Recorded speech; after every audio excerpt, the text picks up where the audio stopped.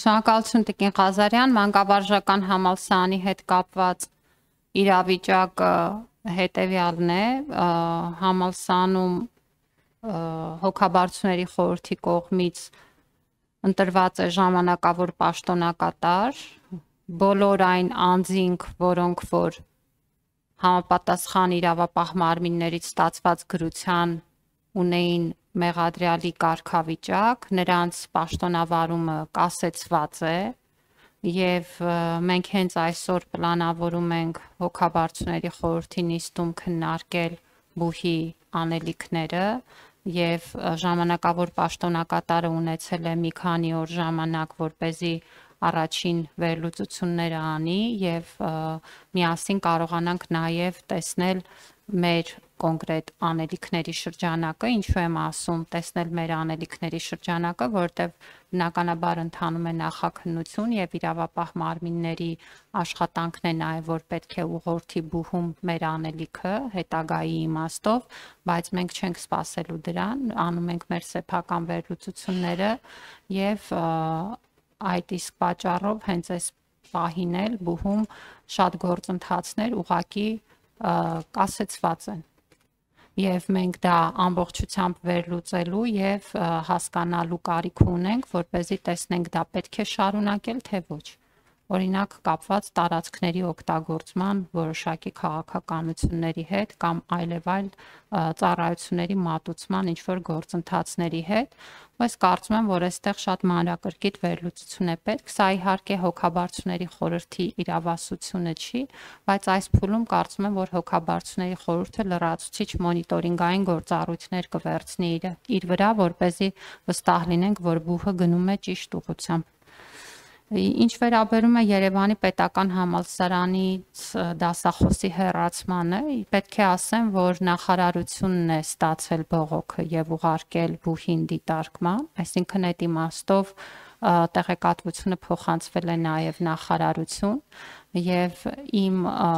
ունեցած տեղեկություններով խոսքը մեկ միջադեպի մասին չի, այլ խոսքը շարունակական վարքի մասին է եւ ես կարծում եմ, որ ուսանողները բավարար հասուն մարդիկ են գնահատելու իրենց մատուցվող նյութի բովանդակությունը եւ նպատակը եւ ամենևին չեմ կարծում, որ կարելի է հեշտությամբ մանիպուլացնել մեր սովորողներին եւ չեմ կարծում, որ դասախոսները պետք է զբաղվեն դրանով։ Գիտեք, մենք պետք է սովորենք այն մոտեցմանը, որ կրթությունը մի բան է, որի համար դու վճարում ես։ Եվ եթե դու վճարում ես, դու պիտի ստանաս որակյալ գիտելիք, հմտություն, կարողություն։ Հատկապես բուհում, բարձրագույն ուսումնական հաստատությունում քո անցկացրած ամեն րոպեն ու ամեն ժամը պետք է ունենա իմաստ ու նպատակ։ Ժամավաճառությամբ զբաղվելը, ինչը տարիներ շարունակ ընդունված է եղել, կենցաղային խոսակցությունները, այլևայլ նպատակներով ու օրակարգերով լսարաններ մտնելը, որը մեր բոլոր բուհերում էլ մի տարածված բան է եղել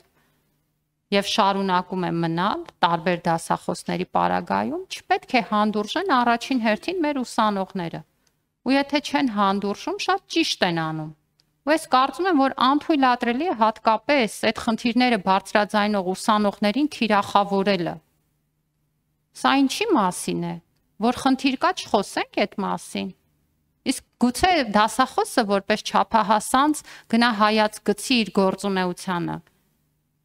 Երբ որ ես դեռ ժամանակ ունեի դասախոսական գործունեությամբ զբաղվելու, ամեն ժամը, որ անցկացնում էի լսարանում, անընդհատ մտովի հետադարձ կապի մեջ էի, որ հասկանայի այն, ինչ ես անում եմ լսարանում, պետք է այդ ուսանողներին, թե չէ։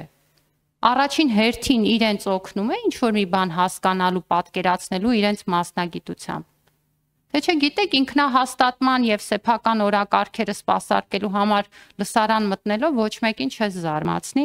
բողոքը ստացել է նախարարությունը ուղարկել է բուհ, դեռևս մենք չենք ստացել որևէ բան ազատված դասախոսից, կստանանք ըստ ընթացակարգի կքննարկենք իհարկե։ Մեր երկիրը իրավական երկիր է եւ օրենսդրության բոլոր պահանջները գործում են բոլորի նկատմամբ։